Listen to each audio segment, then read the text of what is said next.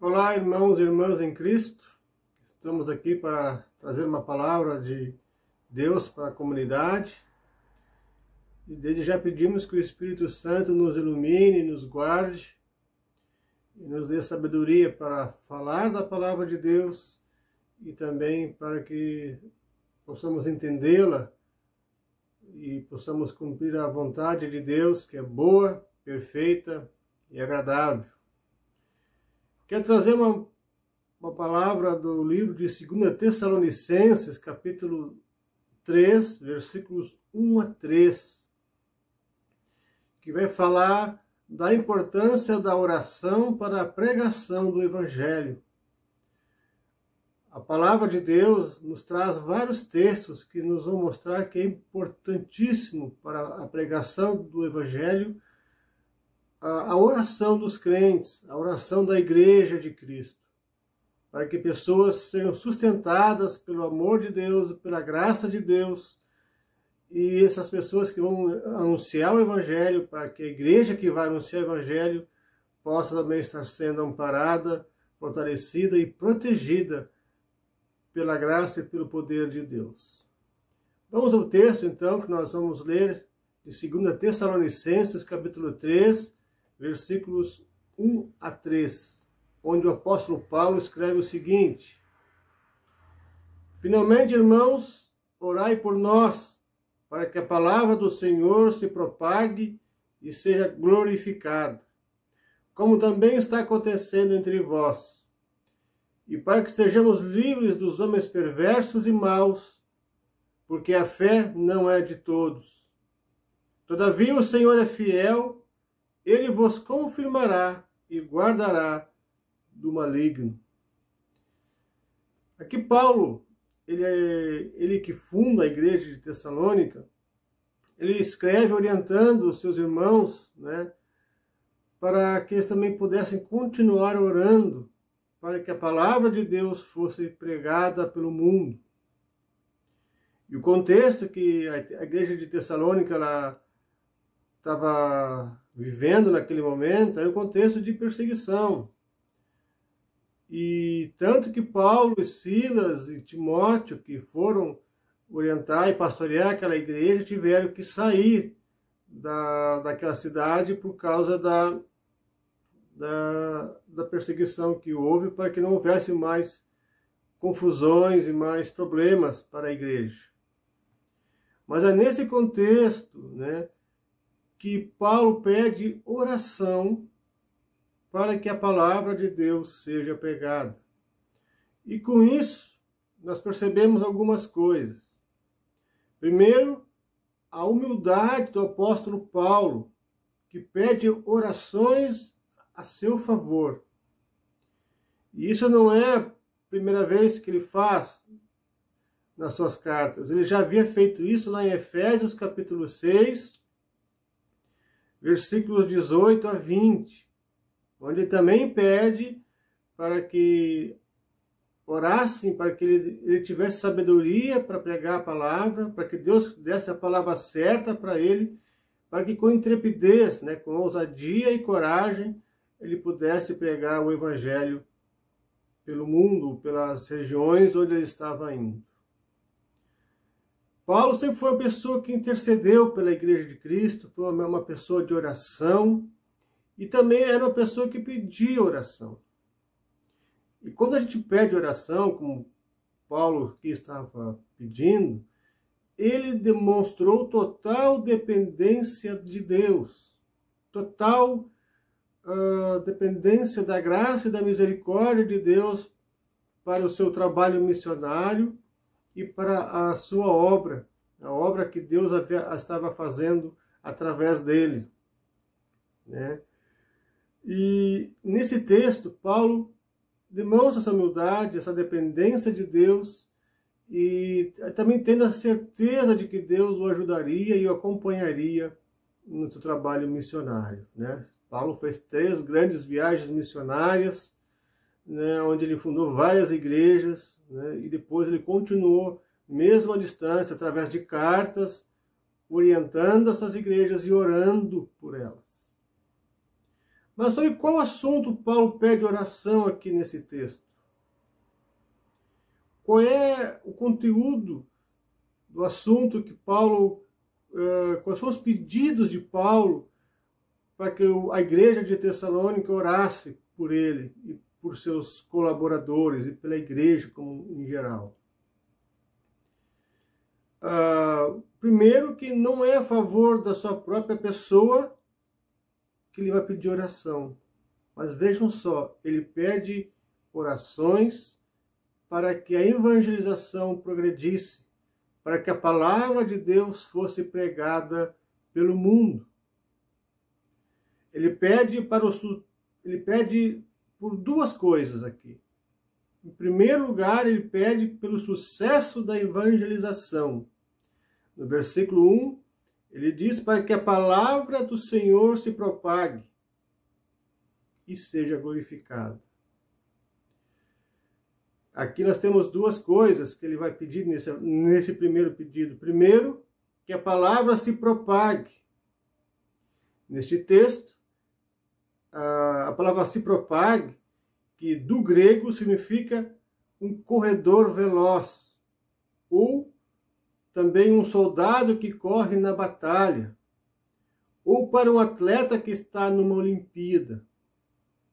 O que Paulo está pedindo aqui é que a palavra de Deus se espalhe rapidamente, para que ela ganhe asas e vá e atinja as pessoas.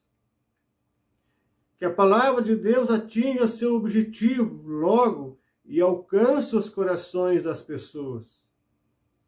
É por isso que Paulo pede para que a igreja de Tessalônica ore por ele, para que a palavra logo possa atingir seu alvo e possa levar muitas pessoas a Cristo, e que o Espírito Santo conduza a pregação do Evangelho daqueles que Deus levantou para pregar, entre eles o apóstolo Paulo e seus colaboradores, como Timóteo, Silas, entre outros.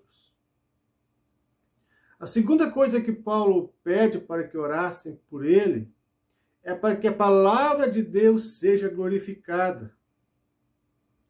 Mas como é que a palavra de Deus pode ser glorificada? Ela pode ser glorificada, num primeiro momento, quando ela é pregada com fidelidade, com amor, e de acordo com conforme o próprio Jesus nos ensinou.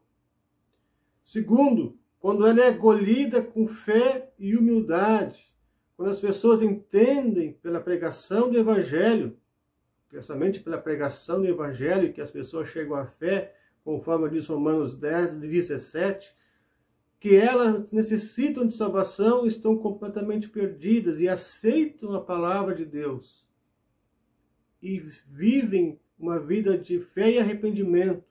Há uma transformação, uma regeneração em suas vidas e elas se tornam novas criaturas. Em terceiro lugar, a palavra de Deus é glorificada quando ela frutifica abundantemente para a glória de Deus. Tiago nos diz que a fé sem obras é morta. E também, nesse sentido, a fé deve ser transformada em ações, para que as pessoas vejam as boas obras que os cristãos fazem e glorifiquem a Deus nos céus. E vejam um bom testemunho e queiram aquilo para as suas vidas também, conforme a gente vai ler em Mateus 5,16. Vejam, a palavra de Deus é glorificada no mensageiro e naquele que recebe a mensagem. Ela também é glorificada quando alcança o propósito para o qual ela é destinada, o de produzir os frutos que glorificam a Deus. Conforme Isaías 55:11, a palavra de Deus jamais volta vazia, pois ela atinge o propósito para o qual foi destinada. E isso é promessa de Deus. Até aqui nós vemos o primeiro pedido. Mas Paulo faz um segundo pedido no versículo 2. É que para que eles orassem, para que fossem livres dos homens perversos e maus. Quando a palavra de Deus é pregada, com certeza ela também vai levantar pessoas que vão contra ela. Basta a gente olhar quando Cristo esteve nesse mundo e pregou o Evangelho, como ele foi rejeitado em alguns lugares. E o próprio apóstolo Paulo, né? Mas o Senhor disse que ele é fiel, no versículo 3. E ele vos confirmará e guardará do maligno. Mas Deus usa a oração como meio para que a igreja também se una e possa estar orando para que Deus livre as pessoas que vão pregar o evangelho das pessoas más e dos homens maus e perversos. E vejam, Deus é fiel, ele vai guardar os seus e vai nos sustentar. O diabo, nosso inimigo, anda ao nosso derredor querendo nos destruir. Mas Deus é fiel e guardará os seus. Não é a primeira vez que nós vamos encontrar na Bíblia que quando alguém começa a pregar a palavra, se levanta o inimigo contra. Nós vamos perceber também em outras passagens, né? Por exemplo, em Efésios capítulo 6, versículos 10 a 20, quando fala da armadura de Deus, que nós devemos nos cingir com a verdade, nos vestir com a couraça da justiça, também devemos calçar os pés com a preparação do evangelho da paz, embraçando sempre o escudo da fé. Devemos tomar o capacete da salvação. Até aqui nós vamos ter armas de um soldado, que é uma arma de defesa. Mas a única arma de ataque que nós vamos encontrar ali é a espada do Espírito, que é a palavra de Deus. E aqui o apóstolo Paulo fala aquilo que eu já falei antes, que as pessoas deviam orar por ele. Diz assim ele pediu oração e súplica, e as pessoas deveriam orar em todo o tempo, no Espírito, e para isso vigiando com toda perseverança e súplica para todos os santos. E também orar por ele, para que seja dada a palavra no abrir da sua boca, a palavra para com intrepidez fazer conhecido o mistério do Evangelho, pelo qual ele era embaixador em cadeias, para que em Cristo ele pudesse ser usado para falar como cumpre fazê-lo. Paulo aqui estava preso, por isso que ele fala em cadeias, mas a palavra não estava presa, a palavra continuava sendo pregada, tanto que muitas das cartas de Paulo que ele escreveu da prisão. Lá em Atos, capítulo 4, versículos 21 a 23, fala que os discípulos também encontraram resistência quando a pregação do evangelho foi avançando na igreja primitiva, né? E aí eles vão encontrar também, eles vão ser presos porque pregaram o evangelho, depois eles vão continuar pregando depois que foram soltos. Mas nessa passagem, eles disseram que quando Jesus veio, ele também recebeu resistência, perseguiram ele, mataram ele, mas Deus o ressuscitou no terceiro dia. Agora, eles também estavam sofrendo ameaças, por isso eles também se uniram em oração. E acabado eles de orar, tremeu o lugar onde eles estavam.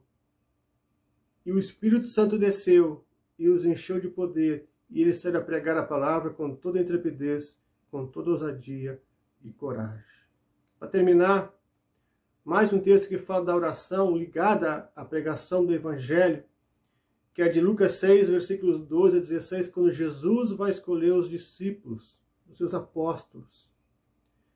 Jesus ficou uma noite no monte orando, antes de escolher os 12, porque era uma decisão importante, porque através daqueles 12, a palavra de Deus iria impactar o mundo. E foram os 12 que mudaram a história da humanidade através da pregação da palavra. O nosso desafio hoje, como igreja, como comunidade cristã, neste lugar, é pregar a palavra de Deus, mas também é orar por aqueles que pregam. É nos unirmos como igreja de Cristo, nos fortalecermos na fé e na oração, orando em todo o tempo, para que Deus dê a palavra certa para aqueles que pregam o Evangelho, dê a palavra certa para nós também que vamos pregar o Evangelho, para você que está ouvindo essa mensagem. O bom Deus possa estar te acompanhando, possa estar nos dando sabedoria e que nós possamos entender que é necessário orar, para que também Deus livre os pregadores, os que anunciam o Evangelho da paz e da salvação dos homens maus e perversos, porque Ele é fiel e Ele guardará a sua igreja. Queridos, fiquem na paz do nosso Senhor Jesus, que essa palavra também possa estar tocando no seu coração e nos ajudando a entender que é necessário também orar por aqueles que pregam o Evangelho, para que Deus dê as palavras certas para essas pessoas e os livre do homem mau e do maligno. Fiquem na paz do nosso Senhor Jesus. Fique com Deus.